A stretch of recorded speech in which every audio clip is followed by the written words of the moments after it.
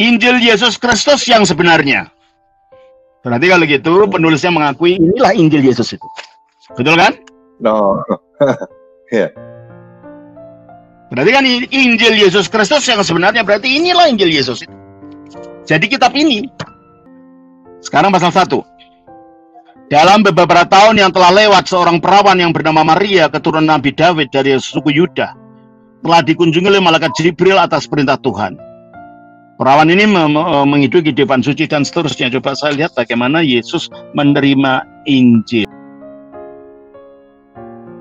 Memasuki usia 30 tahun, Yesus, sebagaimana dia katakan sendiri kepadaku, kemudian pada tengah hari di saat sedang menyembah Tuhan, ketika sampai pada ucapan ini dengan Tuhan dengan penuh rahmat, dia diliputi oleh cahaya yang sangat terang dan dikerumuni oleh banyak sekali malaikat yang mengucapkan semoga diberkati Tuhan.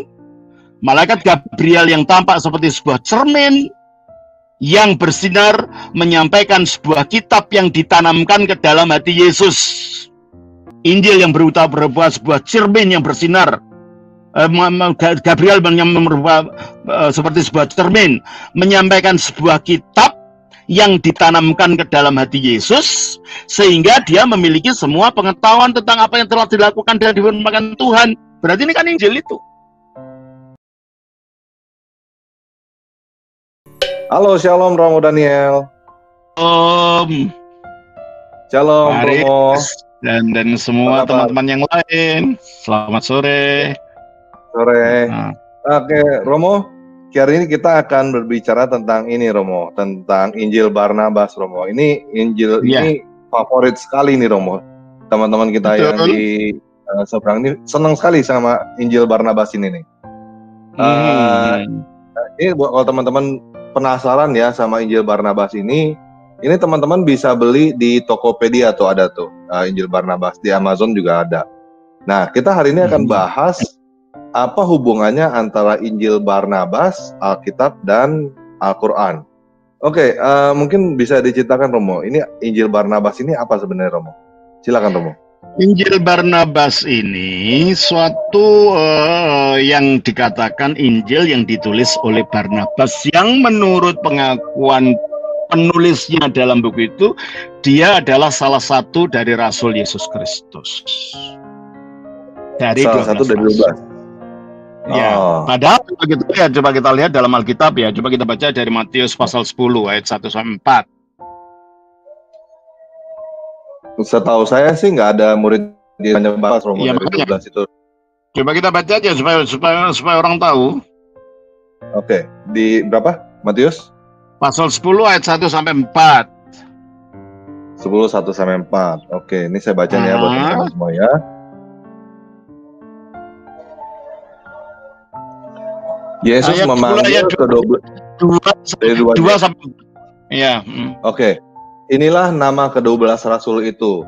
Pertama Simon yang disebut Petrus dan Andreas saudaranya, 2 orang. Dan yang Zebedeus dan Yohanes saudaranya, 2 orang lagi, 4. Filipus dan Bartolomeus, 2 orang, ini 6 orang. Thomas dan Matius pemungut cukai, jadi 8 orang. Yakobus anak Alfeus dan Tadeus, jadi 10 orang. Simon orang Zelot dan Yudas Iskariot yang mengkhianati dia, jadi 12. Nggak ada nama Barnabas di sini. Jadi nggak ada Barnabas kan?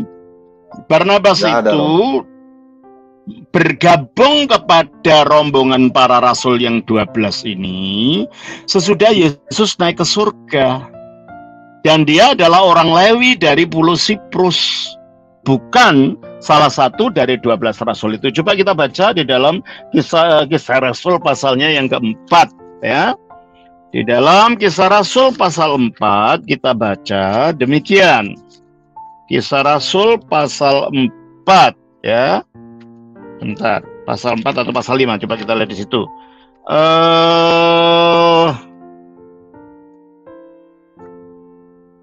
Coba kita lihat ayat 36, pasal 4 ayat 36 dan 37.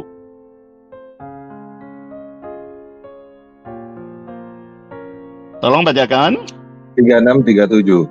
Demikian pula dengan Yusuf yang oleh rasul-rasul disebut Barnabas. Nah, itu dia. Artinya anak penghiburan. Nah, Terus? dia artinya anak penghiburan, seorang Lewi dari Siprus. Ia menjual ladang miliknya lalu membawa uangnya itu dan meletakkannya di depan kaki murid-muridnya. Berarti kalau gitu dia bukan bagian dari para rasul. Karena dia mempersembahkan itu, uangnya itu kepada para rasul. Berarti hanya memang berarti menurut Injil Barnabas, kalau menurut Barnabas dia salah satu dari rasul gitu loh. Berarti salah ya, dong Injil Barnabas. Loh ya salah lah. Dari situ aja udah salah gitu loh ya. Coba kita baca di sini. Kita baca sebentar. Dalam pembukaannya, saya baca ini Injil Barnabasnya ya. Oke, Injil Barnabas ya. Kita baca dari Injil Barnabas itu dari pembukaannya dulu ya. Gini, Barnabas, Rasul Yesus dari Nazaret, menyerukan Kristus kepada semua mereka para penduduk bumi ini yang mengendaki kedamaian dan penghiburan. Sahabat-sahabat tercinta, Tuhan yang Maha Agung yang mau menakjubkan beberapa hari yang telah lewat telah mengunjungi kita melalui nabinya Yesus Kristus dengan membawa ajaran dan seterusnya. Ya, terus di situ dia mengatakan ayat yang dia sangat anti Paulus tulisan ini. Dikatakan ini, di antara mereka termasuk juga Paulus yang telah menyelewengkan ajaran. Aku membicarakan semua ini dengan penuh keprihatinan. Atas dasar inilah aku menuliskan kebenaran ini yang telah aku saksikan dan dengarkan selama aku bergaul dan berinteraksi dengan Yesus. Dia tidak pernah bergaul dan berinteraksi dengan Yesus, karena dia baru datang setelah Yesus naik ke surga. Dan datangnya kepada itu para rasul. Ya? Kalau dengar itu kayaknya dia merasa Paulus dan Yesus hidup sejaman ya, Romo ya, kayaknya ya. Iya. Nah, ini memang dieksploitasi oleh penulis Injil ini karena memang ada ketegangan antara Paulus dan Barnabas dalam Kisah Rasul 16. Coba kita lihat gitu ya. Kisah Rasul pasal yang ke-16 kita baca terjadi ketegangan antara Paulus dan Barnabas. Masalah apa? Masalah siapa yang mau diajak untuk sebentar. 16 atau berapa itu? Oke, kita baca 15. Kisah Rasul 15 ayat 35 sampai dengan ayat yang ke-41. Coba kita baca di situ. Oke. Paulus dan Barnabas tinggal beberapa lama di Antioquia. Mereka bersama-sama dengan banyak orang lain mengajar dan memberitakan firman Tuhan. Jadi Paulus dan Barnabas, sebentar saya jelaskan. Paulus dan Barnabas memang dikirim dari gereja Antioquia untuk mengabarkan Injil. Mereka teman sepenginjilan gitu ya. Terus? Tetapi beberapa waktu kemudian berkatalah Paulus kepada Barnabas, "Baiklah kita kembali kepada saudara-saudara kita di setiap kota, di mana kita telah memberitakan firman Tuhan untuk melihat bagaimana keadaan mereka." Tetapi Barnabas ingin membawa juga Yohanes yang disebut Markus. Ini Markus penulis Injil ya, Romo ya. Tetapi Paulus dengan tegas berkata bahwa tidak baik membawa serta orang yang telah meninggalkan mereka di Pamfilia dan tidak mau turut bekerja bersama-sama dengan mereka. Hal itu menimbulkan perselisihan yang tajam sehingga mereka berpisah, dan Barnabas membawa Markus juga sertanya berlayar ke Siprus. Nah itu jadi pertengkaran. Sebentar, sudah cukup itu aja. Jadi memang terjadi perselisihan, tapi perselisihan bukan masalah doktrin. Perselisihan masalah siapa yang bisa diajak. Mengapa ya si Barnabas ingin memaksa untuk mengajak Markus? Karena Markus itu ponakannya. Markus itu ponakannya Barnabas gitu loh. Ya. Oh. Sementara Paulus tidak mau, karena apa? Di tengah jalan ketika mereka pada waktu itu dalam perjalanan penginjilannya yang pertama, si Yohanes ini meninggalkan mereka karena nggak kuat menahan kesulitannya itu. Jadi Paulus merasa ini orang ini nggak bisa dipercaya gitu loh. Jadi konfliknya ini bukan konflik masalah ajaran, tapi konflik untuk siapa yang bisa diajak untuk menemani perjalanan itu. Nah, oleh penulis Injil Barnabas, ini dieksploitasi seolah-olah konfliknya antara Barnabas dan Paulus itu masalah ajaran, yang ternyata tidak. Dan menurut catatan gereja Ortodoks, catatan sejarah gereja Ortodoks, akhirnya Paulus dan Barnabas bertemu lagi. Dan waktu akhirnya tahun abad keberapa gitu, makam Barnabas akhirnya matinya di Siprus. Di tempat waktu itu dibuka petinya, ternyata di dadanya itu ada Injil Matius dari Barnabas ini. Jadi kalau begitu tidak ada masalah doktrinal gitu loh antara Paulus dan Barnabas. Ini masalah siapa yang mau diajak untuk melayani ini loh, gitu loh. Ngerti? Oh. Tetapi di buku Injil Barnabas itu ada perbedaan doktrin antara Paulus dan Barnabas. Loh, iya, makanya dikatakan tadi, dia mengatakan begini dalam tulisannya, katanya Barnabas ini mengatakan, kata baca, ya, di mana banyak dari ajaran-ajaran ini, maksudnya ajaran Yesus, yang telah diselewengkan oleh setan di balik kedok kesucian.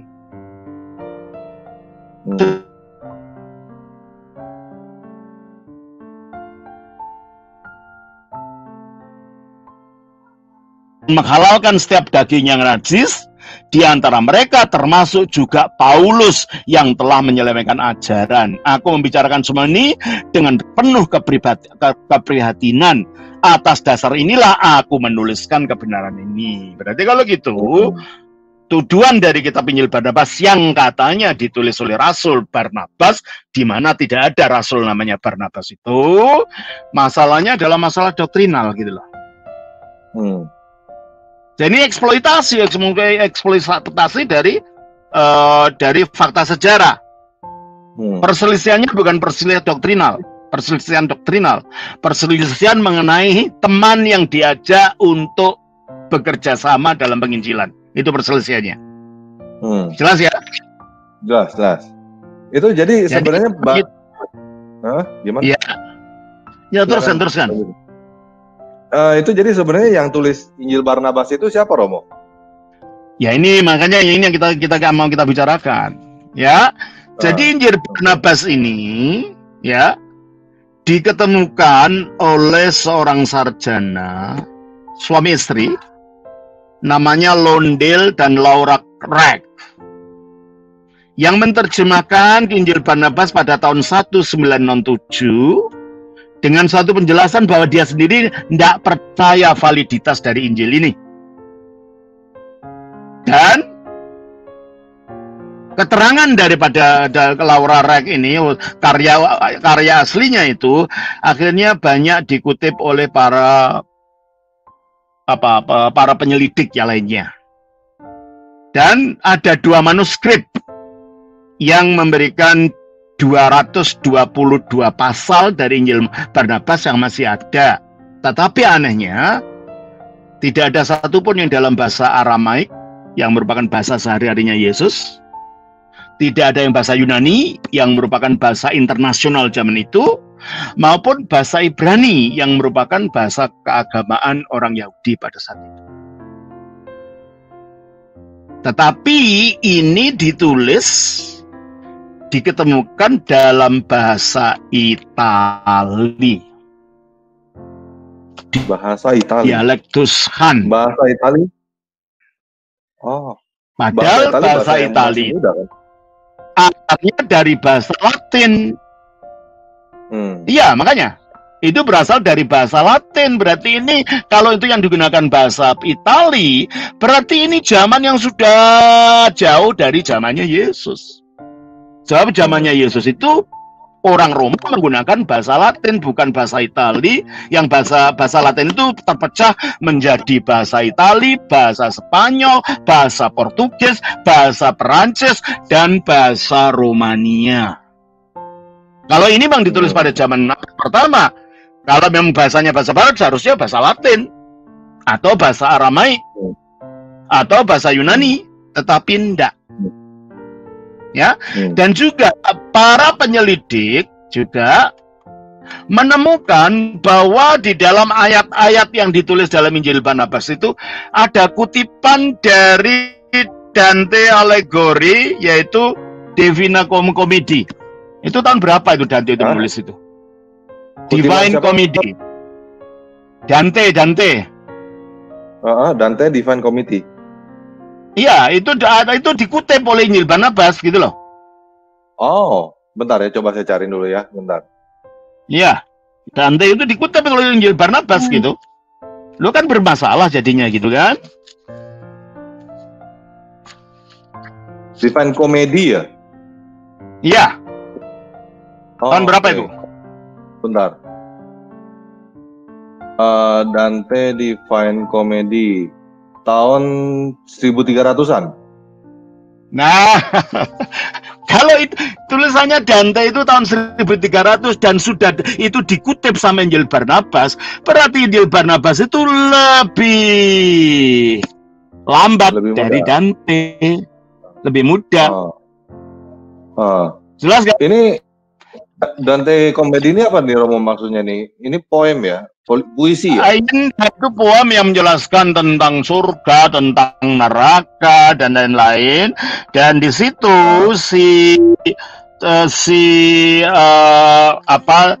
Injil Barnabas itu di dalam Injil Barnabas ayat 178 menyebutkan tentang adanya 9 tingkat surga. Mengatakan 9 tingkat surga ini si Dante. Dan ini bertentangan dengan Quran. Sebab Quran mengatakan surga itu tingkatnya 7. Coba kita baca dalam surah 2 ayat 29. Surah 2 29. Dia dalam kurung Allah menciptakan segala apa yang ada di bumi untukmu. Kemudian dia menuju ke langit. Lalu dia menyempurnakannya menjadi 7 langit. Iya tahu 7 langit atau 7 surga, tingkat 7. Tapi kenapa Barnabas mengatakan 9? Yang 9 itu padahal itu yang mengatakan Dante. Dan itu terus dalam Injil Barnabas ayatnya 178, pasalnya 178. Dari sini kelihatan bahwa ini tidak ditulis pada abad pertama. Masa abad pertama mengutip tulisan pada abad ke-14? Ya kan? Ya, betul. Itu satu. Nah, ada problema lagi. Kelihatannya si penulis Injil Barnabas ini tidak tahu bahasa Yunani yang merupakan bahasa internasional waktu itu. Tidak pula tahu bahasa Ibrani. Kenapa? Coba kita bacakan ya. Ini saya tunjukkan ininya. Ya, coba kelihatan nggak di situ? Kekecilan, Romo nggak kelihatan. Jelas ya, saya baca aja. Baca aja, Romo. Injil Yesus yang sebenarnya, yang disebut Kristus, adalah seorang nabi yang baru. Berarti menurut Injil Barnabas ini sendiri, Yesus itu disebut Kristus. Ya kan? Tapi kita baca dalam pasal 82 ayat 3 dari Injil Barnabas. Pasal 82 ayatnya yang ketiga dari Injil Barnabas ini, coba dengarkan ini. Yesus menjawab, "Sungguh aku ini diutus kepada bangsa Israel sebagai seorang nabi yang membawa misi penyelamatan. Tetapi setelahku akan datang seorang Mesias yang diutus Allah untuk semua penduduk di seluruh dunia." Jadi kalau begitu Yesus bukan Mesias, tapi Kristus. Tapi Kristus gitu loh. Padahal Dia nggak Mesias tahu itu Yesus sama. ucapan Yunani untuk kata Ibrani Hamasia, yang kalau bahasa Yunani sendiri bunyinya Ho Christos atau Kristus. Ini kan bingung orang ini. Di satu sisi mengatakan Injil Yesus yang sebenarnya yang disebut Kristus, berarti Yesus itu Kristus.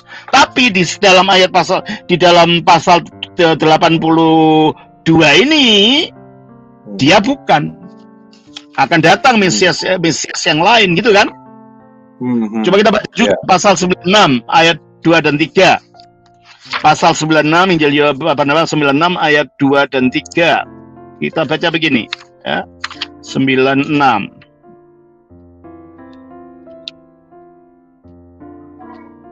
Ayatnya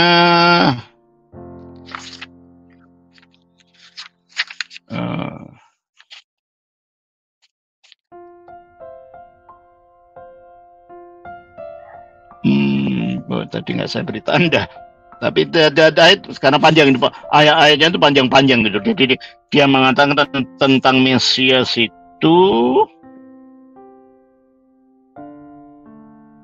Coba saya carinya ayatnya tadi, ini panjang-panjang soalnya.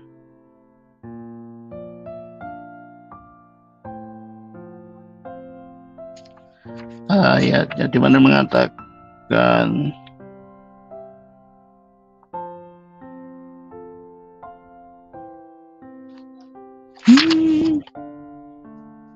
coba itu ayatnya kita lihat. Ayat 97, ayat 1 dan 6. Coba kita ayat 97 aja. Pasal 97. Ya. Kita baca pasal 97 ayat 1, ya. Meskipun aku tidak layak untuk melepas tali ikatan sepatunya, aku telah menerima berkat dan rahmat dari Tuhan untuk dapat melihatnya. Loh, ini kan kata-kata Yohanes Pembaptis kok dijejalkan ke mulutnya Yesus. Iya kan? Yohanes Pembaptis merasa tidak layak mengandung tali kasutnya Yesus, karena ini Yesus tidak layak terhadap Mesias yang katanya dikatakan mau datang itu. Kemudian pendeta tinggi menjawab bersama gubernur dan raja, "Jangan mencemaskan dirimu, oh Yesus, manusia suci pilihan Allah. Karena di masa pemerintahan kami tak akan ada lagi fitnah besar ini, karena kami akan menulis laporan kepada Senat Tinggi Romawi sedemikian rupa, sehingga lahir keputusan resmi yang melarang siapapun untuk menyebutmu sebagai Tuhan atau Putra Tuhan." Ya, terus kemudian Yesus berkata, "Aku tidak terhibur dengan kata-katamu, karena di mana engkau mengharapkan penerangan, maka kegelapan akan datang. Tetapi aku terhibur dengan berita kedatangan utusan Allah yang akan menghancurkan setiap pendapat." Berarti ini kan kata-kata Al-Quran yang katanya Yesus akan. Coba kita baca dalam surah 61 ayat 6. Surah 61 ayat 6. Surah 61 ayat 6. Bentar ya. 61 ayat 6. Ya. Dan dalam kurung ingatlah ketika Isa putra Maryam berkata, "Wahai Bani Israel, sesungguhnya aku utusan Allah kepadamu yang membenarkan kitab di dalam kurung yang sebelum aku, yaitu Taurat dan memberikan kabar gembira dengan seorang rasul yang akan datang setelahku, yang namanya Ahmad dalam kurung Muhammad." Ini kan kata-kata Al-Quran, bukan. Tapi ini kata-kata itu diucapkan oleh Yesus dalam Injil Barnabas gitu loh. Ya. Jelas. Jadi kalau gitu kelihatan dari pertama kutipannya itu sendiri sudah kita melihat ini fabrikasi Injil ini gitu loh. Ya. Pertama udah mengutip dari Dante, ya, dia yang tulisannya tahun 1300, padahal ini diklaim ini datangnya zaman para rasul, sudah tidak mungkin gitu loh. Kedua tidak mengertinya bahasa, dia tidak tahu bahwa Mesias dan Kristus itu artinya sama gitu loh. Di dalam pembukaan dikatakan Yesus itu Kristus, tetapi dikatakan aku bukan Mesias itu. Lah, gimana sih? Ya kan? Dari sini saja kita melihat ada permasalahan di dalam Injil Barnabas ini, gitu ya. Dan lagi pula, ini juga bertentangan dengan Al-Quran. Sebab di dalam Al-Quran yang disebut Al-Masih atau Mesias atau Kristus itu ya Isa, tidak ada lain, gitu loh. Coba kita baca dalam Quran surah 3 ayat 45. 3 ayat 45. Ya. Dalam ruhlah ketika para malaikat berkata, wahai Maryam, sesungguhnya Allah telah menyampaikan kabar gembira kepadamu tentang sebuah kalimat dalam kurung firman darinya, yaitu seorang putra, namanya Al-Masih Isa putra Maryam. Jadi menurut Quran yang disebut Al-Masih itu siapa? Menurut Quran yang disebut Al-Masih itu siapa? Isa putra Maryam. Injil Barnabas, Isanya sendiri, Yesusnya itu menolak dirinya Al-Masih, menolak dirinya sebagai Mesias. Ini apa tidak bertentangan dengan Quran? Bertentangan pula dengan Alkitab. Bagaimana tulisan semacam ini bisa dipercayai, gitu loh. Jadi kalau teman-teman Muslim mengutip Barnabas, berarti Injil itu sebenarnya bilang Al-Quran salah ya, Romo ya? Injil Barnabas itu. Lah ya itulah. Dan seharusnya saudara Muslim bersama dengan orang Kristen menolak Injil ini karena ini Injil palsu, bertentangan dengan Alkitab, bertentangan pula dengan Al-Quran. Iya kan? Coba kita baca juga di dalam surat An-Nisa ayat 157, surah 4 ayat 157. Dan dalam kurung kami hukum juga karena ucapan mereka, sesungguhnya kami telah membunuh Al-Masih Isa putra Maryam, Rasul Allah. Berarti yang disebut siapa? Isa putra Maryam. Isa putra Maryam, tidak ada ceritanya dalam Al-Quran Muhammad Al-Masih, itu tidak ada. Yang ada ya Isa Al-Masih, sama dengan Alkitab, gitu kan? Coba kita baca di dalam Injil Matius 1 ayat 17.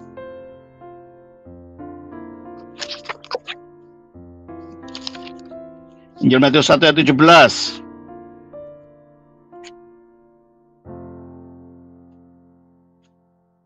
Tolong bacakan.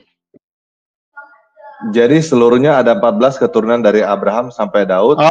Ayat yang ya betul, Sam. Terus 14 keturunan dari Daud sampai pembuangan Babel, dan ke-14 keturunan dari pembuangan ke Babel sampai Kristus. Ayat 16. Yakub memperanak Yusuf, suami Maria, yang melahirkan Yesus yang disebut Kristus.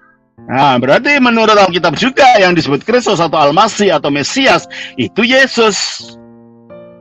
Sementara dalam Injil Barnabas, Yesusnya menolak dirinya disebut Kristus, Mesias. Jadi bukan saja ini bertentangan dengan Alkitab, ini bertentangan dengan Al-Quran juga. Ya tak? Kita baca juga dalam Yohanes 1 ayat yang ke-41. Dari mana? Yohanes 1 ayat 41. Yohanes 1 ayat 41.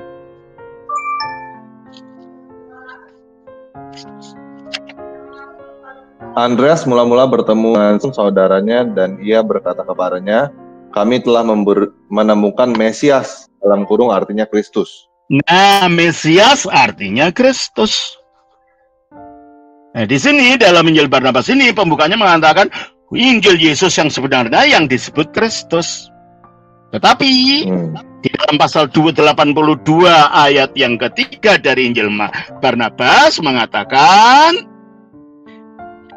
Yesus menjawab, sungguh aku ini diutus kepada bangsa Israel sebagai seorang nabi yang membawa misi penyelamatan, tetapi setelahku akan datang seorang Mesias. Berarti kan dia bukan Mesias kalau gitu.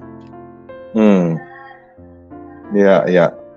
Kitab yang palsu gini, yang bertentangan dengan Quran, bertentangan dengan Injil, masa ini dianggap kita benar gitu loh. Dan identitas penulisnya pun ternyata bukan rasul dari 12 rasul, ternyata enggak. Orang yang datang kemudian datang kepada rombongan para rasul. Jelas ini. Jadi ada di situ. Dan ada hal yang lain yang bertentangan dengan informasi dari Quran adalah bahwa menurut Injil Barnabas, Maria itu melahirkan tanpa rasa sakit. Coba saya baca dalam Injil Barnabas 3 ayat 3. Ya, dikatakan begini, ya. Karena alasan inilah Yosef meninggalkan Nazaret, sebuah kota di Galilea, dengan istrinya Maria yang tengah mengandung menuju Bethlehem.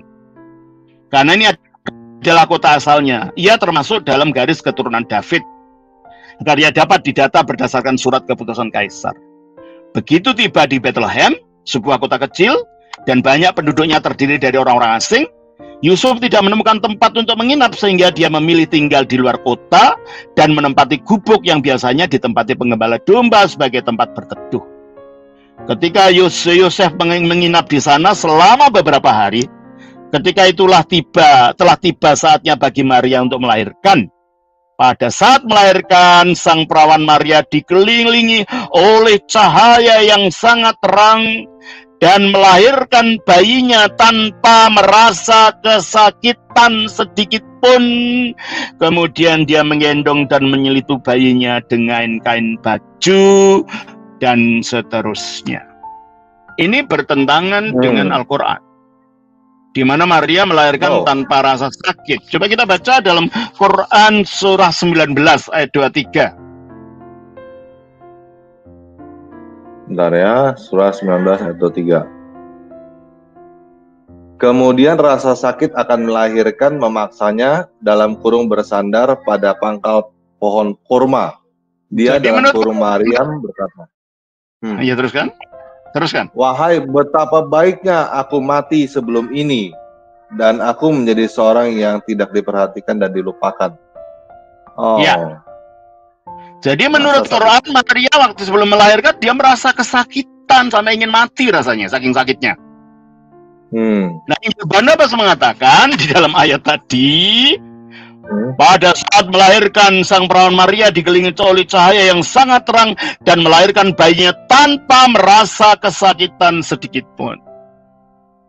Dan penjelasan tentang Maria melahirkan tanpa rasa sakit itu muncul pada abad pertengahan di gereja barat sebagai suatu legenda saleh gitu loh.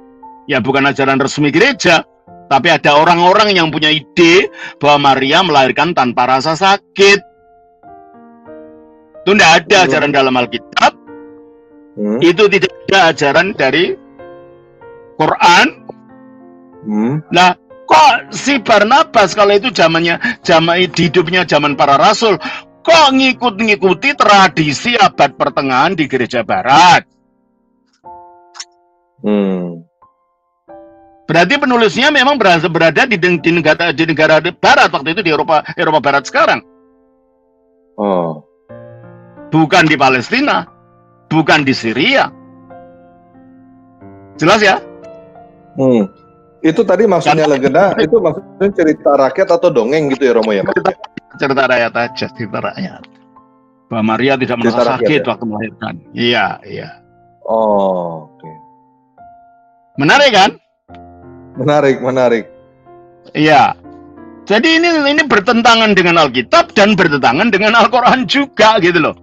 Seharusnya orang Islam dan Kristen bekerjasama mengatakan ini kitab suci dan tidak layak untuk disebar-sebarkan. Kenapa? Ini menentang Quran, gitu kan? Bukan hanya itu saja, yang lebih menarik, menurut Yesusnya Injil Barnabas, babi itu halal.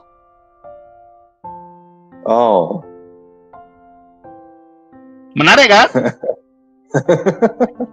Coba kita baca Injil Barnabas 2 ayat 5. Ya. Injil Barnabas pasal 32 adalah masih banyak lagi sebenarnya kalau kita teliti bacanya. Saya hanya menunjukkan beberapa indikasi saja, tidak semuanya ya. Kita baca dari Injil Barnabas 32 ayat yang ke 5.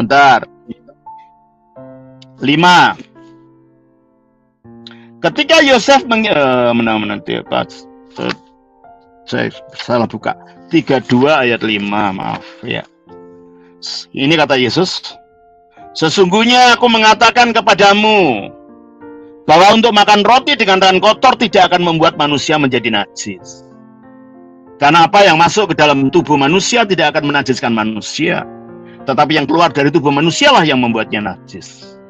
Kemudian salah seorang ahli kitab bertanya, jika aku akan makan daging babi atau daging-daging yang najis, apakah mereka akan mengotori hati nuraniku? Yesus menjawab, ketidakpatuhan tidak akan memasuki diri manusia, tetapi akan keluar dari manusia melalui hatinya, dan oleh karena itu dia akan menjadi kotor jika menyantap makanan haram. Kalau tidak patuh gitu loh, bukan dagingnya sendiri. Jelas ini. Jadi implikasinya apa? Ya nggak apa-apa, makanlah. Padahal dalam Al-Quran itu jelas dilarang makan daging babi. Itu coba kita baca dalam Quran 2 itu, surat Al-Baqarah 173.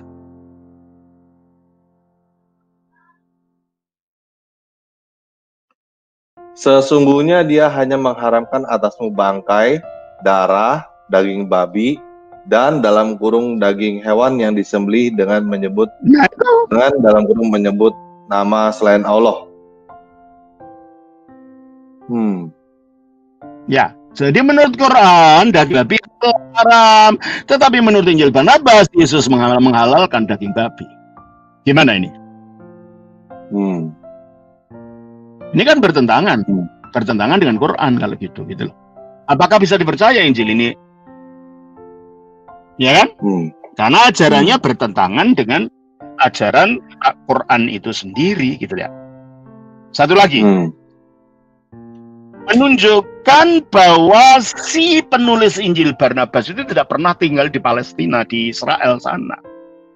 Karena dia tidak tahu geografi tanah Palestina.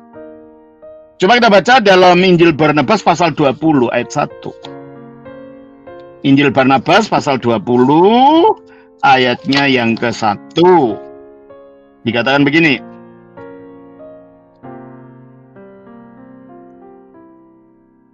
Injil Barnabas 20 ayatnya 1.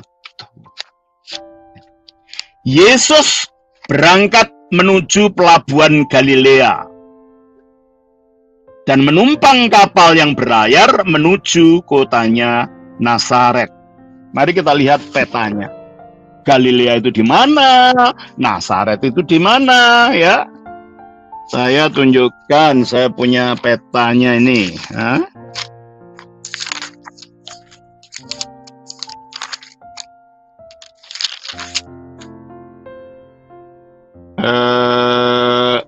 Galilea itu sebenarnya nama suatu provinsi ya, provinsi sebelah utara gitu ya. Coba kita lihat. Ini ada peta ya. Nah, saya tunjukkan Galilea di sini. Ya. Dan saya tunjukkan Nazaretnya mana sebentar. Nazaretnya di sini. Galileanya di sini. Loh, Nazaret itu tempatnya tinggi di bukit. Saya udah ke sana. Loh, apa mungkin Yesus berjalan melalui daratan ke tempat tinggi naik perahu?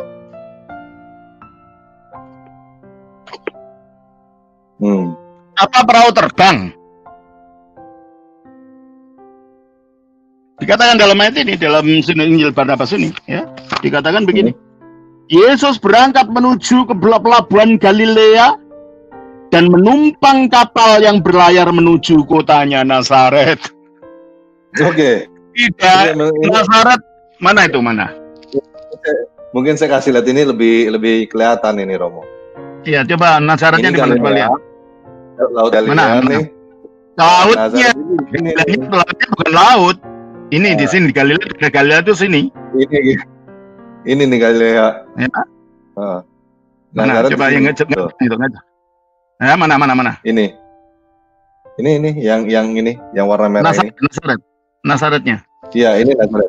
Ini Nazaret ini. Iya. Kan nggak mungkin naik perahu ke sini lewat daratan. Hah? Perahu terbang, Romo. Nazaret bukan terletak di pinggir pantai. Di bukit. Saya sudah ke sana 2 kali. Itu di bukit. Oh, dari Galilea ke Nazaret naik perahu gimana? Menunjukkan penulisnya ini tidak pernah hidup di tanah yang dikatakan dia hidup itu. Ya. Dia tidak tahu wilayah di situ. Berarti ini Barnabas palsu, ngaku-ngaku gitu loh. Jelas ya? Jelas itu. Nah, kita lanjutkan juga.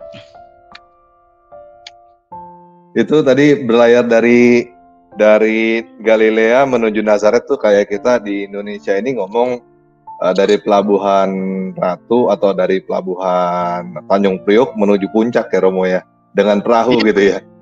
Iya, terutama kecuali kalau itu perahunya Dampu Awang dalam dongeng itu.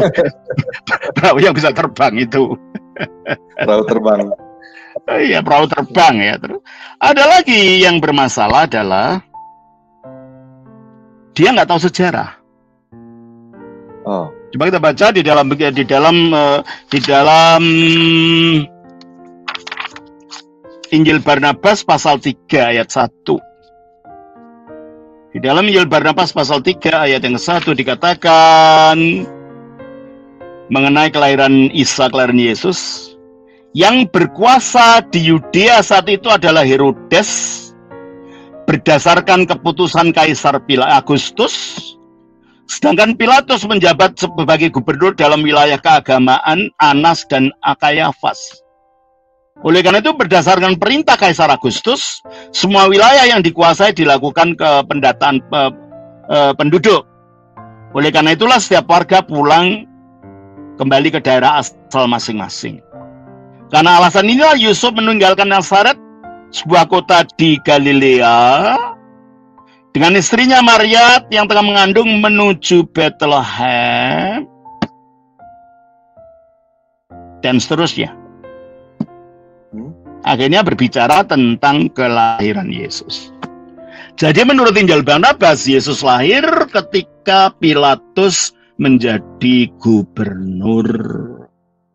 Secara sejarah itu salah total. Karena Pilatus baru diperintahkan oleh pemerintah Romawi untuk menjadi wali negeri di Yudea pada tahun 27.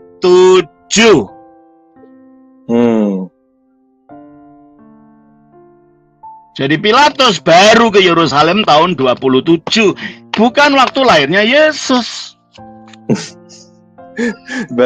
Berarti yang pengarang Injil Barnabas ini dia pikir Pontius Pilatus itu dari Yesus lahir sampai Yesus mati itu ya, masih gubernurnya ya? Iya. Ini tidak cocok dengan sejarah. Coba kalau tidak percaya cari di Google itu. Pemerintahan Pilatus. Pilatus pemerintah di mana? Di Yerusalem. Coba lihat di Google. Oke, bentar saya cari ini.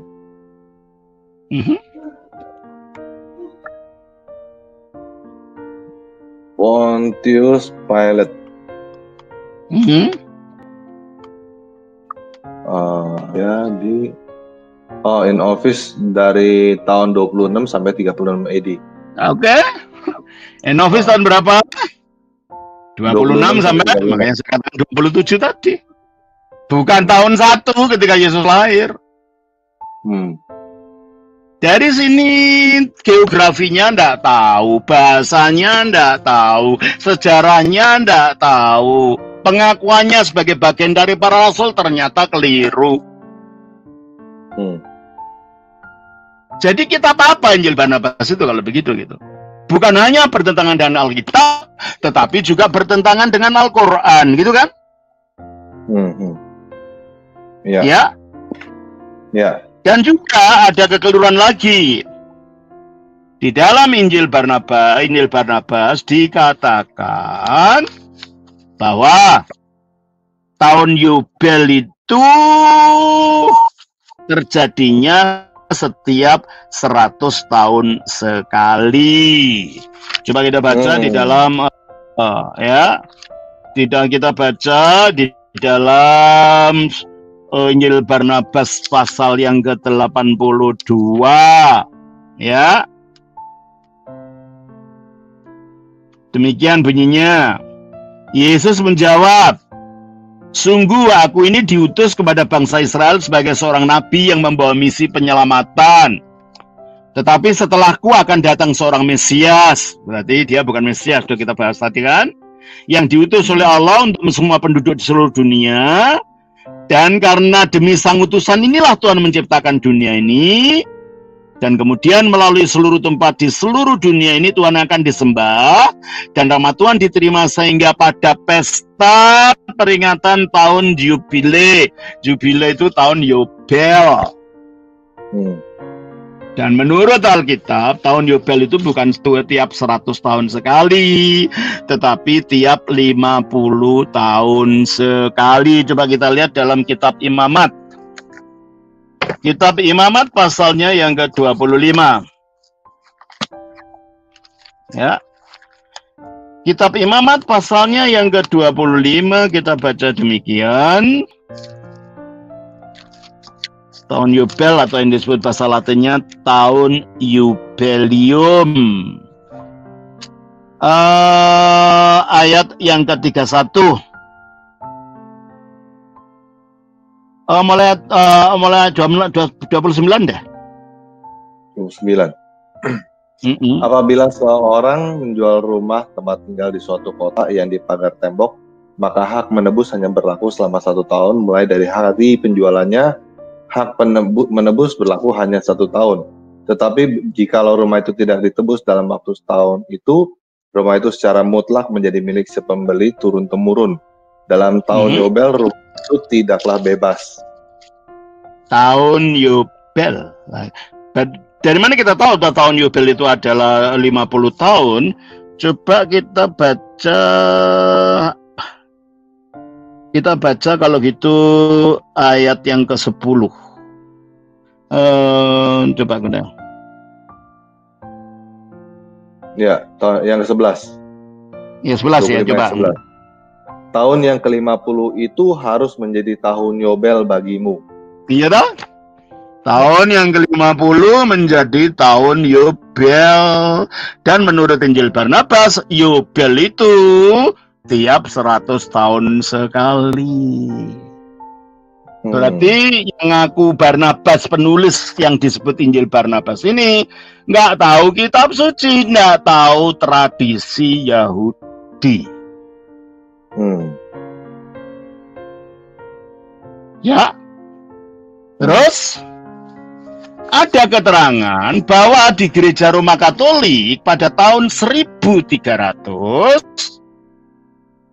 Paus Bonifasius ke-8 itu menetapkan tahun Yobel untuk gereja Katolik pada tahun itu setiap 100 tahun sekali. Oh. Jadi kalau Injil Barnabas tahu tahun Yobel itu 100 tahun sekali, berarti tahunya dari peristiwa sesudah Paus Bonifasius ke-8 itu mencanangkan tahun Yobel untuk gereja Roma Katolik di zaman itu 100 tahun sekali. Berarti kita lihat kalau begitu, orang ini tidak pernah tinggal di Palestina, tinggalnya di Barat. Ya kan, tadi kan kita sudah buktikan. Ya. Dan juga tahunnya adalah peristiwa sesudah tahun 1300. Karena pada tahun itulah Sri Paus dari Roma, Bonifasius ke-8 itu menetapkan tahun Yobel sebagai 100 tahun sekali di dalam gereja Roma Katolik di zaman itu. Jadi kalau begitu dari bukti-bukti internal tidak mungkin Injil Barnabas ini pertama ditulis oleh rasulnya Yesus, sebab tidak ada anak rasulnya Yesus namanya Barnabas. Jelas? Dan kedua, dia tidak mungkin orang Yahudi karena bahasa Ibrani tidak ngerti, bahasa Yunani tidak ngerti, bahasa Aramaik tidak ngerti, bahasa Latin pun tidak bisa. Karena aslinya buku kitab ini ditulis dalam bahasa Italia, dialektus kan. Dan juga ada yang bertentangan ya. Coba kita baca lagi di dalam mengenai pemahamannya tentang Injil tuh ya. Kita baca di dalam Injil Barnabas ini ayatnya yang judulnya dulu. Injil Yesus Kristus yang sebenarnya. Berarti kalau gitu penulisnya mengakui inilah Injil Yesus itu. Betul kan? No. Ya. Berarti kan Injil Yesus Kristus yang sebenarnya, berarti inilah Injil Yesus itu. Jadi kitab ini. Nah, apa ini gak bertentangan dengan ajaran Islam? Bahwa kepada Nabi Isa diturunkan langsung kitab namanya Injil, bukan yang ditulis oleh Barnabas. Jelas gak itu? Maksudnya tulis Injil Yesus gitu ya, sekalian gitu. Injil Yesus yang sebenarnya. Mungkin kalau bahasa Inggrisnya the original Gospel of Jesus Christ gitu, mungkin gitu. Saya yang bahasa Inggris sedang saya betulin di toko di percetakan. Jadi saya nggak punya bahasa Inggris, yang punya terjemahannya. Ya kadang-kadang terjemahan bahasa Indonesia yang gini-gini itu kadang-kadang nggak benar gitu loh ya. Coba kita baca kalau gitu. Sekarang pasal 1. Dalam beberapa tahun yang telah lewat, seorang perawan yang bernama Maria, keturunan Nabi Daud dari suku Yuda, telah dikunjungi oleh malaikat Jibril atas perintah Tuhan. Perawan ini menghidupi kehidupan suci dan seterusnya. Coba saya lihat bagaimana Yesus menerima Injil ya. Coba, oh bukan ini. Coba saya lihat Yesus menerima Injil itu begini.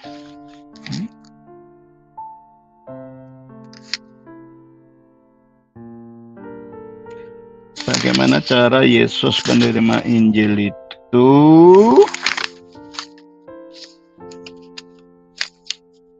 Pasalnya di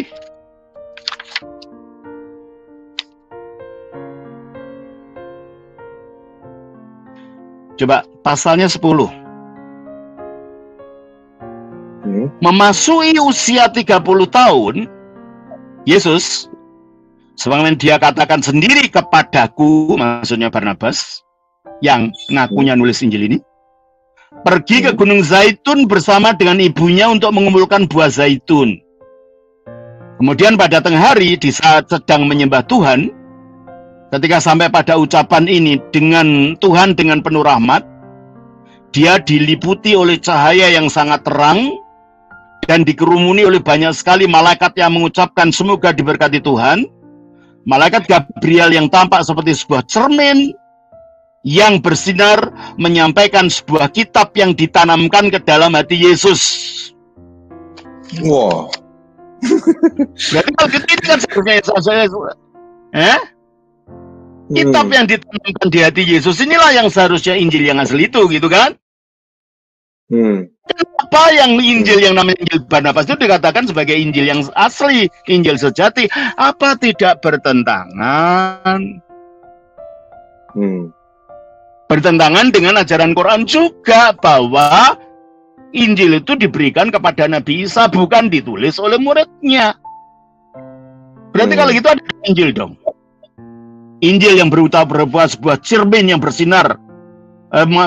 Gabriel seperti sebuah cermin, menyampaikan sebuah kitab yang ditanamkan ke dalam hati Yesus, sehingga dia memiliki semua pengetahuan tentang apa yang telah dilakukan dan difirmankan Tuhan. Berarti ini kan Injil itu. Loh, kok bisa ada Injil yang asli, kata Injil Barnabas, yang masuk ke dalam dada Yesus, dengan Injil yang ditulis oleh Barnabas yang dikatakan itu Injil yang asli? Bermasalah enggak ini? Sangat bermasalah. Seharusnya saudara harus menolak Injil itu. Menolak Injil ini karena bertentangan dengan Quran dan bertentangan dengan Alkitab secara bersama-sama, gitu ya. Tapi kok teman Muslim kok ada yang seneng ya ngutip-ngutipnya dari situ ya, Romo? Aneh ya? Karena apa? Karena dalam Injil inilah dikatakan yang disalib bukan Yesus, gitu loh. Oh, tuh. Untuk pertama kali nama Yudas Iskariot muncul sebagai yang disalib itu di Injil ini. Dalam Al-Quran nggak disebutkan siapa yang menggantikan Yesus itu tidak ada. Bahkan nama rasul pun tidak ada. Nama rasul-rasul Yesus pun tidak ada dalam Al-Quran, tidak ada. Nggak ada disebutkan. Apalagi ini Yudas. Coba saya baca ya. Saya baca di dalam Injil ini, Barnabas ini mengenai penyaliban dari Yesus Kristus. Ya. Kita baca sebentar. Di dalam pasal yang akan kelihatan sekali itu fabrikasinya gitu loh. Jadi kalau mengatakan yang disalib itu Yudas, itu bukan dari Al-Quran, bukan dari hadis, dan bukan dari tradisi Islam. Itu dari karangan Injil ini, Injil palsu ini. Baru namanya disebutkan sebagai Yudas gitu kan. Coba saya baca di sini ya. Dari Injil Barnabas pasal 215. Ketika para tentara dengan bimbingan Yudas telah berada dekat dengan tempat persembunyian Yesus, Yesus ketika itu mendengar suara orang banyak yang sedang mendekat, sehingga dengan perasaan cemas dia masuk ke dalam rumah. Sedangkan ke-11 murid sedang tidur pulas. Dalam Alkitab tidak ada Yesus masuk rumah, itu di Taman Getsemani ini terjadi. Kalau ini yang dimaksud, ya tak? Kemudian Tuhan mengingat hambanya sedang berada dalam bahaya, telah memerintahkan malaikat-malaikat Gabriel, Mikael, Rafael, dan Uriel untuk mengambil Yesus keluar dari alam dunia ini. Malaikat-malaikat suci ini datang dan mengambil Yesus melalui pintu yang menghadap ke selatan. Mereka membawa dia dan menempatkannya di langit ketiga dengan kawalan rombongan besar malaikat-malaikat yang selalu mensucikan Tuhan. Yudas Iskariot memasuki rumah secara paksa mendahului semua yang lain dan memusuhi ruangan di mana Yesus telah diangkat ke langit. Sementara murid-murid Yesus masih tertidur, di mana kemudian Tuhan bertindak secara menakjubkan dengan mengubah total penampilan Yudas sampai-sampai suara dan wajah Yudas sangat mirip dengan suara dan wajah Yesus, di mana kami benar-benar mempercayainya sebagai Yesus. Setelah itu dia, yaitu Yudas, membangunkan kami sambil mencari di mana gerangan sang guru berada. Tak lama kemudian kami merasa tercengang dan bertanya, "Engkaulah adalah guru kami, apakah engkau telah melupakan kami?" Dan dia, Yudas, sambil tersenyum berkata, "Kalian semua ini bodoh yang tidak mengenali aku sebagai Yudas Iskariot." Dan pada saat dia mengatakan hal itu, masuklah tentara dan mencengkramkan tangan-tangan mereka ke tubuh Yudas, karena itu dia sangat mirip Yesus dalam setiap lekuknya. Dan akhirnya dia yang disalibkan. Saudara, lihat ini ya. Bagi mereka nggak peduli, bagi orang-orang ini nggak peduli kebohongan pada bahasa yang lain. Pokoknya Yesus sudah disalib lah, itu mereka dapat dukungan dari situ gitu. Yang penting Yesus nggak disalib, mau itu dongeng. Iya, yang penting itu gitu loh. Iya. Yang lain-lain itu bertentangan dengan Al-Quran juga, bertentangan dengan Alkitab juga. Semuanya itu tidak. Loh, kalau mengenai sejarah Palestina saja dia nggak tahu, ya toh? Jumlah rasul saja dia nggak tahu, dan dia mengaku dirinya bagian dari itu. Bahasa aslinya para rasul saja dia nggak tahu. Loh, bagaimana dia tahu bahwa yang disalib itu bukan Yesus? Berarti itu dongeng gitu loh, yang dibuat orang pada tahun berapa? Sesudah tahun 1300 yang hidupnya bukan di Palestina, hidupnya di Barat, yang mengetahui budaya Barat tentang Dante alegori, tentang Paus Bonifacius. Berarti orang ini tidak pernah hidup di tempat di mana Yesus ada. Kalau itu saja bohong, bagaimana mungkin kita percaya dongeng ini kalau bukan difabrikasi? Itu berarti kayak ini ya Romo ya, kayak Santo Nicholas dengan Santa Claus ya Romo ya. Ya, betul. Itu yang saya khotbahkan kemarin tuh, apa itu Santa Claus itu tidak ada kaitannya dengan Natal, itu dongeng. Ya orangnya memang Santo Nikolas itu seorang uskup ortodoks di Gereja Timur, tinggal di Mira di Turki sekarang. Akhirnya karena dia orangnya sangat dermawan, suka bantu orang, dan akhirnya dia dijadikan sebagai patron orang-orang yang mempunyai belas kasihan pada orang. Dan akhirnya itu di gereja terutama di negara Belanda itu dijadikan tradisi setiap Natal, karena Natal itu memperingati belas kasih Allah, memberikan hadiah yang paling besar, yaitu firman-Nya jadi manusia. Maka simbolnya adalah Santo Nikolaus ini. Disertai dengan bantunya namanya Swarbit. Yang sekarang saya jelaskan. Kapan dapat rusa terbang ya, Romo?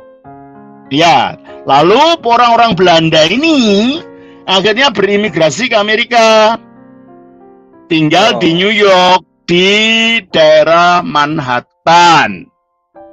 Kalau saya nggak salah tahun 1920-an, kalau saya nggak lupa. Waktu itu Coca-Cola sedang booming-boomingnya, lalu berusaha untuk menarik pembeli dari kalangan imigran Belanda ini. Diambillah temanya dari Santa Claus yang merupakan ikon Natal bagi orang Belanda. Nah, Santa Claus namanya Sinterklaas tadinya. Sinterklaas itu dibuatkan secara Inggris jadi Santa Claus, dan Sinterklaas ini diberi baju warnanya Coca-Cola. Apa itu warnanya? Merah. Nah, di situ akhirnya berkembang menjadi komersil yang sangat laku. Akhirnya kisah ini dicampur dengan kisahnya Papa Noel dari Skandinavia yang tinggalnya di kutub, naik kereta salju, ditarik oleh rusa-rusa salju itu. Nah, kebetulan karakternya sama-sama orang yang sama-sama memiliki kedermawanan. Akhirnya ceritanya Sinterklaasnya orang Belanda ini yang jadi Santa Clausnya Coca-Cola itu dicampur dengan Papa Noelnya Skandinavia. Jadilah Santa Claus yang kita kenal sekarang. Yang udah rusa terbang itu ya? Iya, dalam gereja Ortodoks kita tidak menggunakan itu sama sekali, enggak. Natal ya kisahnya kisah kelahiran Yesus, bukan Santa Claus, tidak ada gunanya itu. Nah, ini sama seperti ini gitu loh. Ini sama seperti ini.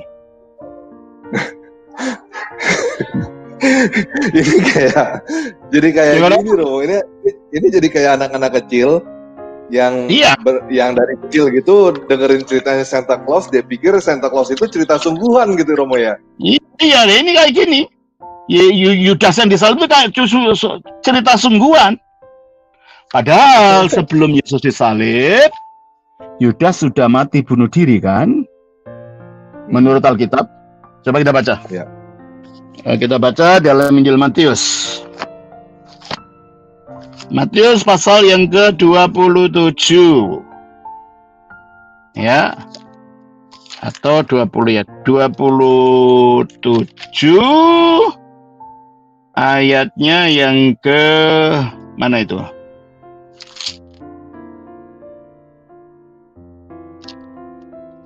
Yudas meninggal itu di mana itu?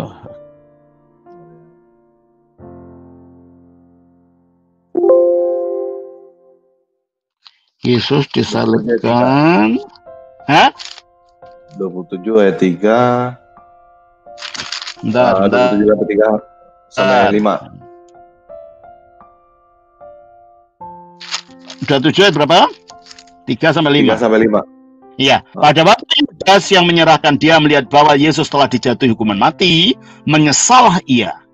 Lalu ia mengembalikan uang yang 30 perak itu kepada imam-imam, kepala dan tua-tua. Dan berkata, aku telah berdosa karena menyerahkan darah orang yang tidak bersalah. Tetapi jawab mereka, apa urusan kami dengan itu? Itu urusan kamu. Maka ia pun melemparkan uang perak itu ke dalam bait suci, lalu pergi dari situ dan menggantung diri. Nah, setelah menggantung diri kan waktu Yesus mati ada gempa bumi luar biasa.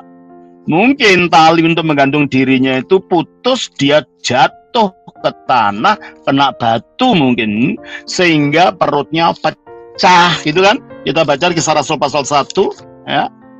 Kisah Rasul pasal 1 ayatnya yang ke... Coba kita baca Kisah Rasul pasal 1 ayat 16 sampai 18.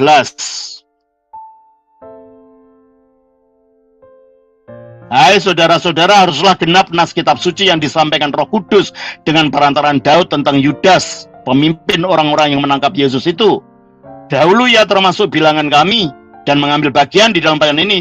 Yudas ini telah membeli sebidang tanah dengan upah kejahatannya, lalu ia jatuh tertelungkup dan perutnya terbelah sehingga semua isi perutnya tertumpah keluar.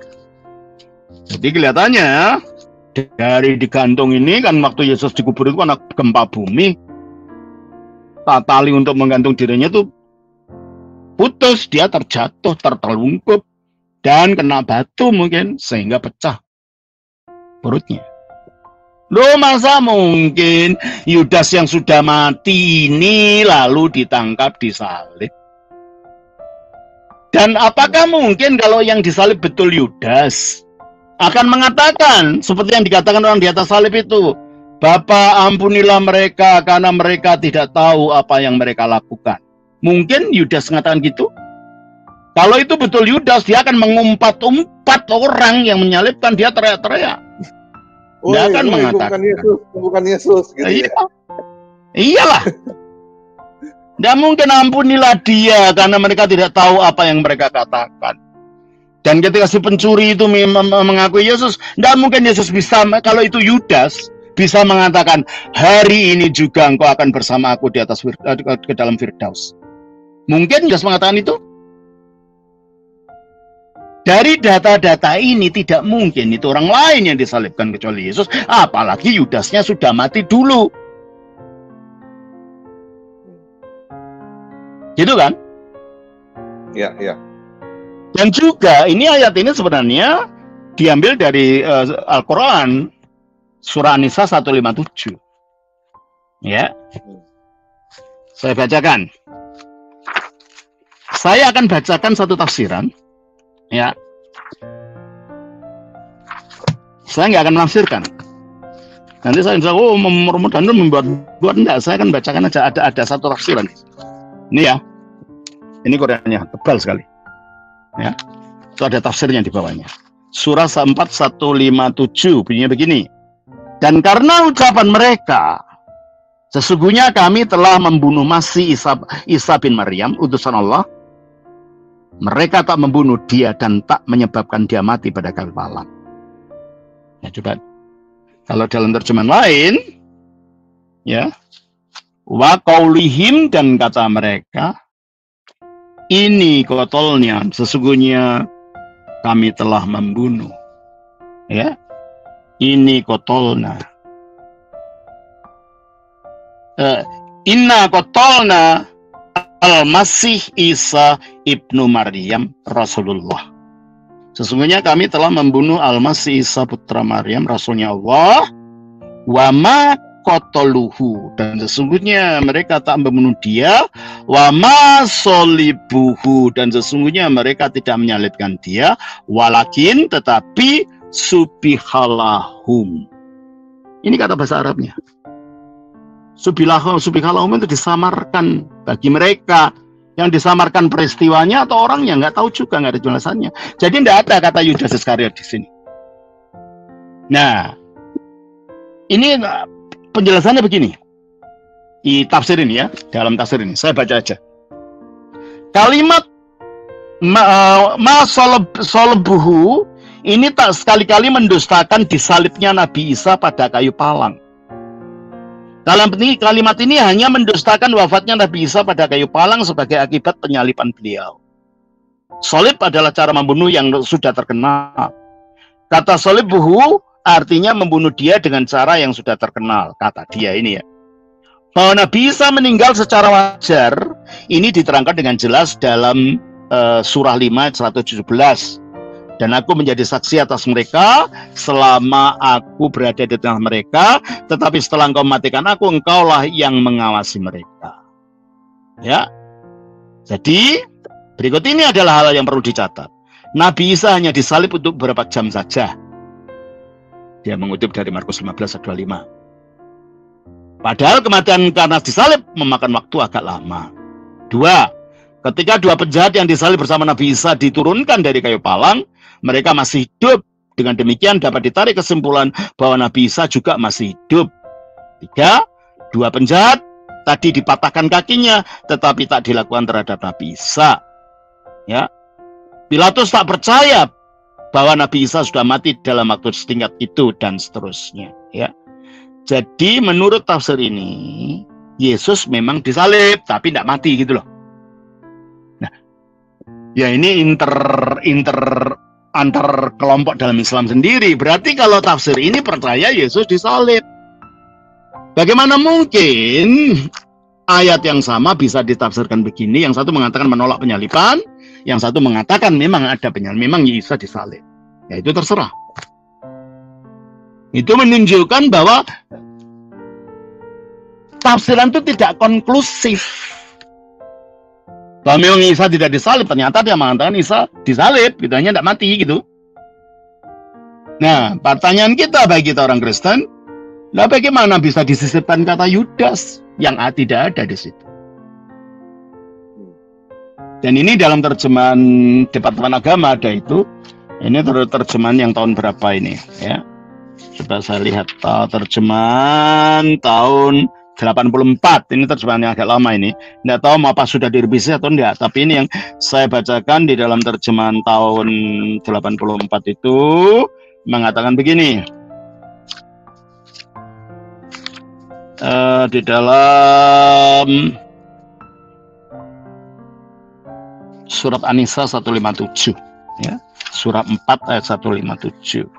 Dan karena ucapan mereka, sesungguhnya kami telah membunuh Al-Masih Isa putra Maryam Rasulullah, padahal mereka tidak membunuhnya dan tidak pula menyalibnya, tetapi ya ini dalam kurung ya, yang mereka bunuh ialah, ini tambahan, bukan bahasa aslinya, orang yang diserupakan dengan Isa bagi mereka. Lalu dari ayat ini ditafsirkan itulah Yudas Iskariot. Ada yang lain, nama-nama yang lain. Berarti kalau gitu nama Yudas Iskariot pun tidak ada dalam Al-Quran, tidak ada dalam hadis. Yang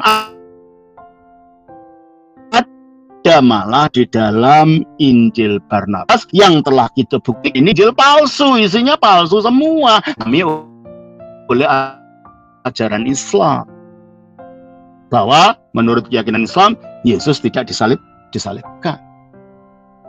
Nah, bagaimana kita bisa mempercayai ini Injil benar? Bukan karena di situ mengatakan yang disalibkan itu bukan, tapi data-data yang lain membuktikan memang tidak benar gitu loh. Jelas? Ya. Bagaimana Laris? Laris? Ya, Romo. Halo? Ya, halo Romo. Halo? Apakah suara saya kedengaran? Jelas ya itu? Iya. Jelas. Jadi kalau begitu kisah kedengaran. Ya. Ada masalah ya? Udah. Enggak. Udah? Ya.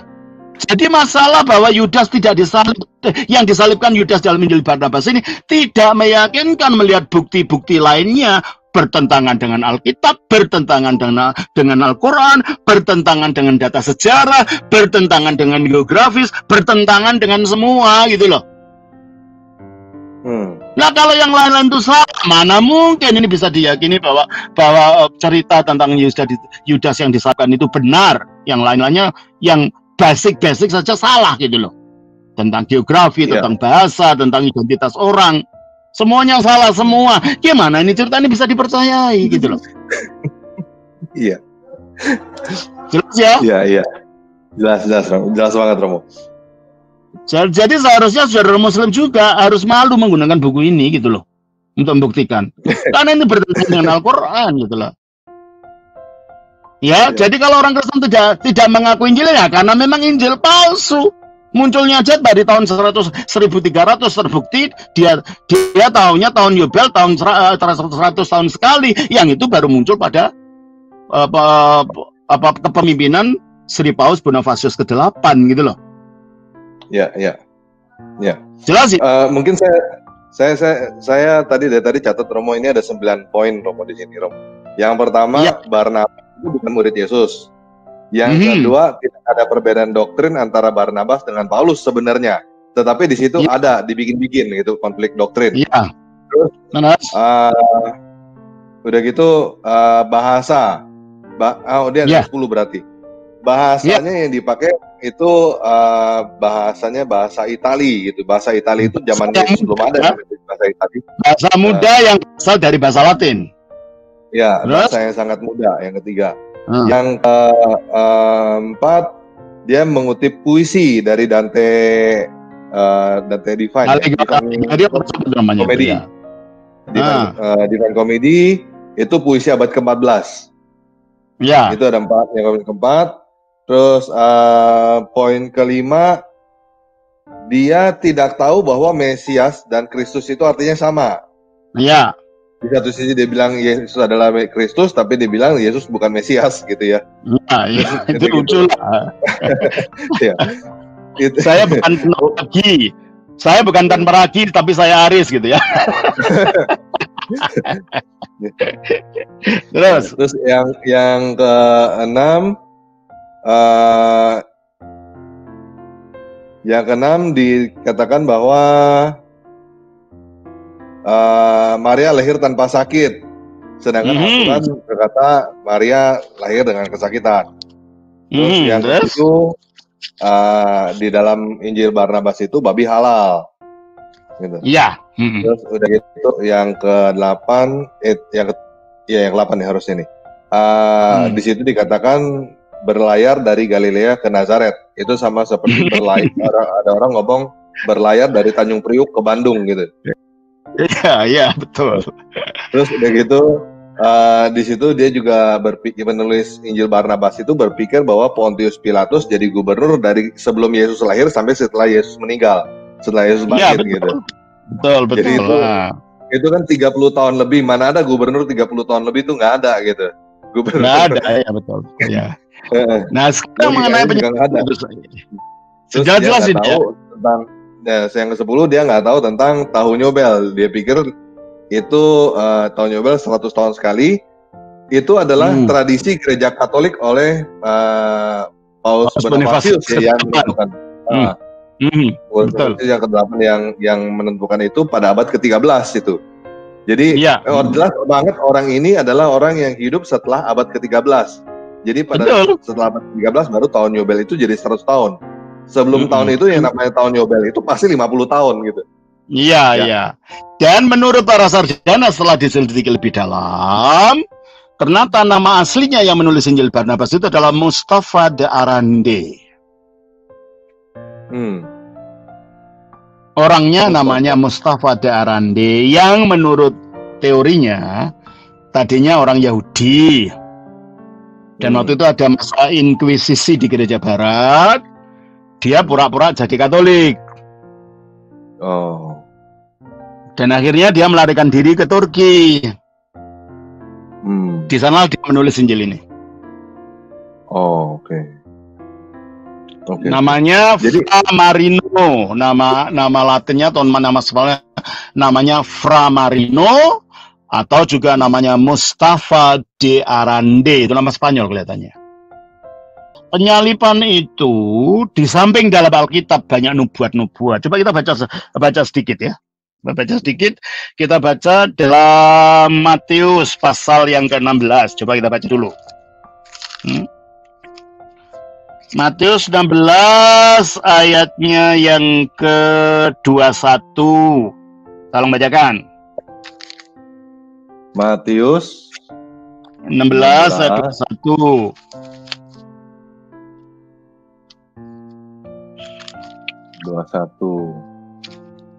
Sejak waktu itu Yesus mulai menyatakan kepada murid-muridnya bahwa dia harus pergi ke Yerusalem dan menanggung banyak penderitaan dari pihak tua-tua, imam-imam kepala dan ahli-ahli Taurat, lalu dibunuh dan dibangkitkan pada hari ketiga. Nah, ayat pasal 18 ayat yang ke pasal 17 ayat 22 23.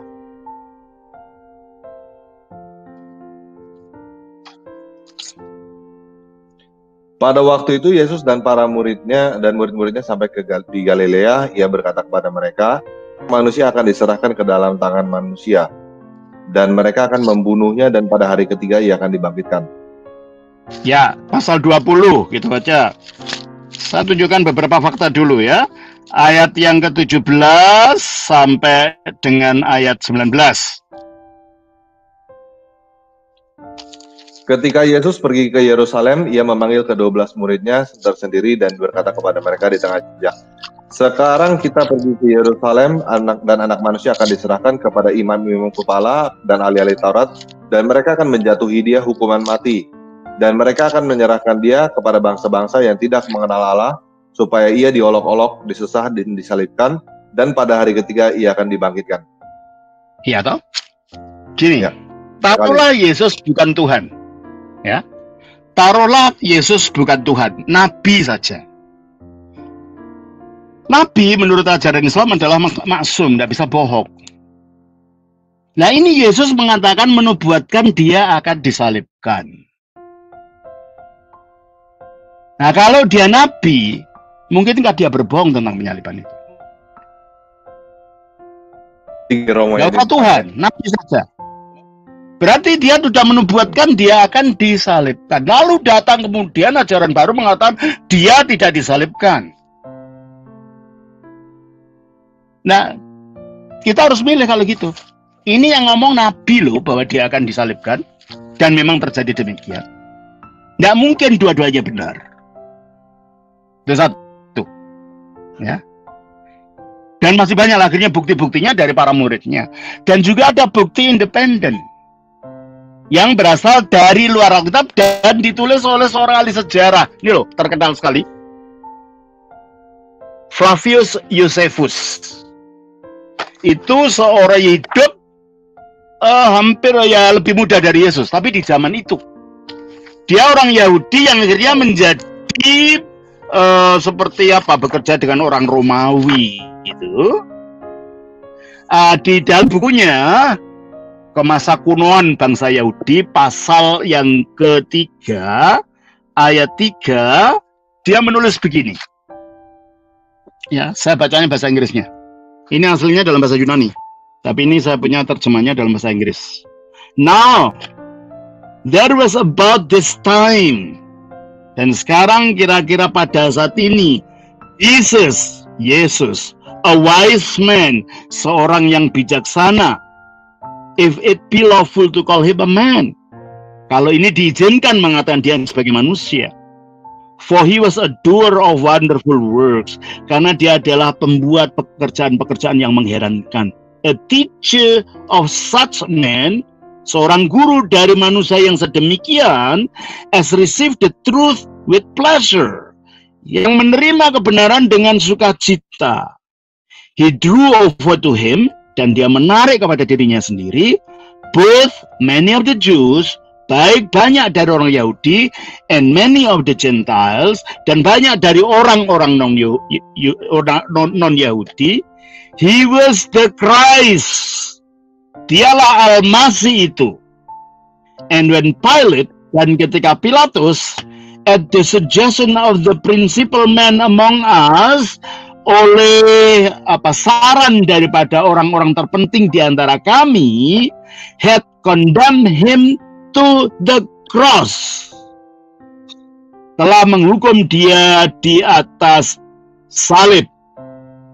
Those that love him, mereka yang mengasihi mencintai dia, at first did not forsake him, pertama-tama tidak meninggalkan dia, for he appeared to them alive again the third day, karena dia menampakkan dirinya lagi kepada mereka pada hari ketiga. Ini bukan Injil, ini bukan orang Kristen yang nulis, ini ahli sejarah, dia orang Yahudi.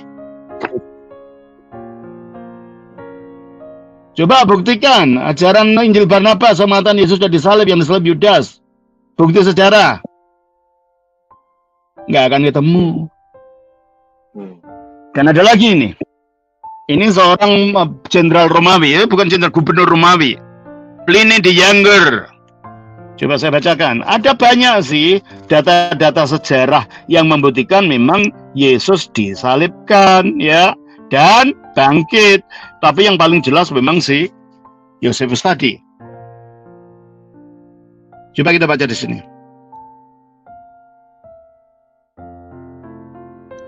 Others, yang lain, whose names were given to me by the informer, yang namanya diberikan kepada saya seorang pemberi informasi, first admitted the charge.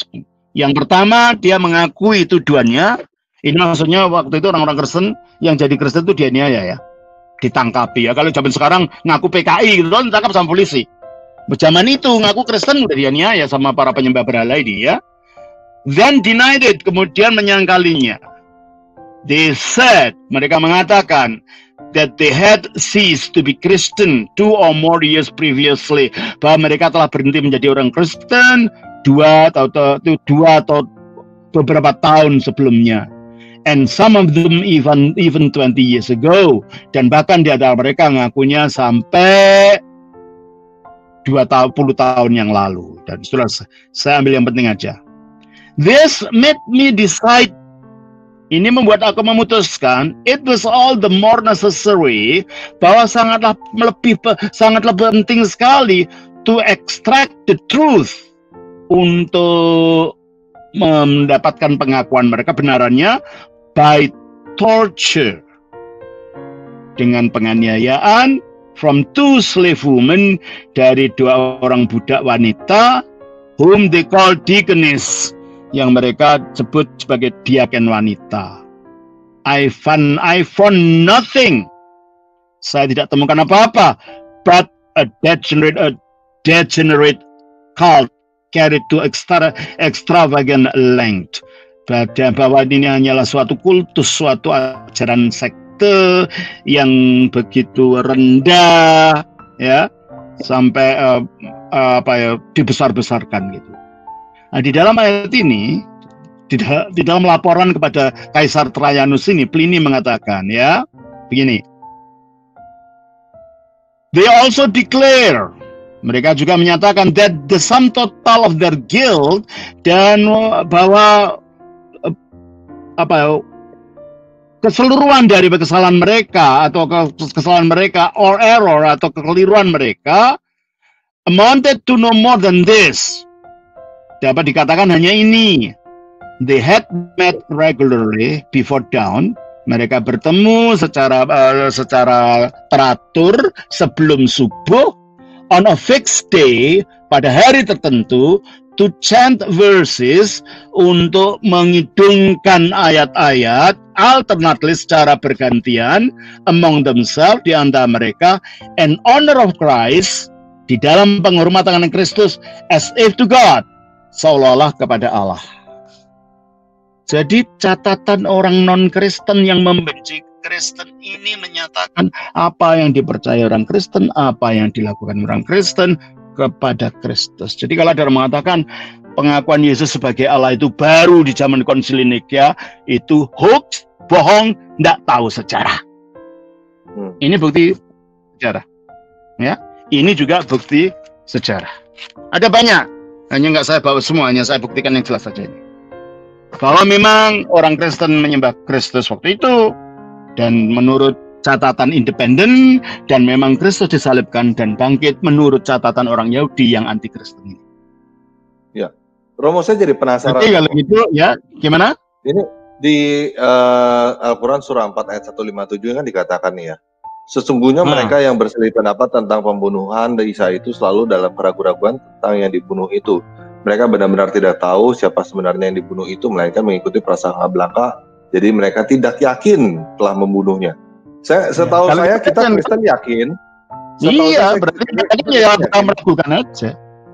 Yahudi juga yakin, Romo. Saya nggak tahu nih, ini sebenarnya siapa nih orang-orang yang nggak yakin ini? Ya, itu. Nggak, karena kita yakin semua orang Yahudi juga yakin Yesus dibunuh kok. Iya, betul. Ya udah, terserah aja, itu kan itu bukan masalah kita. Oke. Oke. Yang pasti kita Kristen yakin dan Yahudi pun yakin kan ya tadi ya? Yakin, ya betul yakin. Para ahli sejarah juga yakin. Ini tadi. Yosefus sejarah zaman kuno yakin, ini yakin. Bahkan Bart Ehrman yang katanya pengkritik kitab suci, ya dari Amerika, dia mengatakan salah satu fakta sejarah yang tidak bisa diragukan ialah tentang Yesus ialah bahwa dia mati disalib. Ya. Ada teman mengatakan gitu, yang katanya wah ini menyerang agama Kristen, tapi pada pokok yang pokok tentang kekristenan penyaliban dia mengatakan tidak bisa diragukan lagi. Ya. Bukti sejarahnya terlalu kuat, bukti Alkitabnya terlalu kuat, bukti orang-orang yang akhirnya tetap menjalankan mengikuti apa yang dilakukan oleh orang Kristen purba ya terlalu kuat. Gitu. Jadi Injil Barnabas tidak berdasarkan apa-apa kecuali duga-duga dan karangan-karangan. Ya. Dan jadi setahu saya sih ini yang selama ini saya kenal ya, yang selalu dalam keraguan-raguan tentang penyaliban Yesus tuh cuman Muslim, Romo. Setahu saya gitu. Terserahnya terserah. Yakin Yahudi yakin itu. Ya. Yang pasti kita Kristen yakin, Yahudi juga yakin ya. Iya. Sejarah juga yakin. Ahli perjanjian baru yang paling skeptik pun Bart Ehrman juga yakin gitu loh. Oke. Sudah ya. Terima kasih Romo atas. Terima kasih Tuhan berkati, sampai ketemu. Ciao. Tuhan berkati. Ciao. Terima kasih. Oke, thank you teman. Teman-teman yang mau beli bukunya Romo Daniel, saya udah taruh linknya di bawah video ini ya. Dan juga jangan lupa subscribe ke channelnya Romo Daniel ya. Oke, sekian video kali ini. Yesus Kristus penguasa kita memberkati.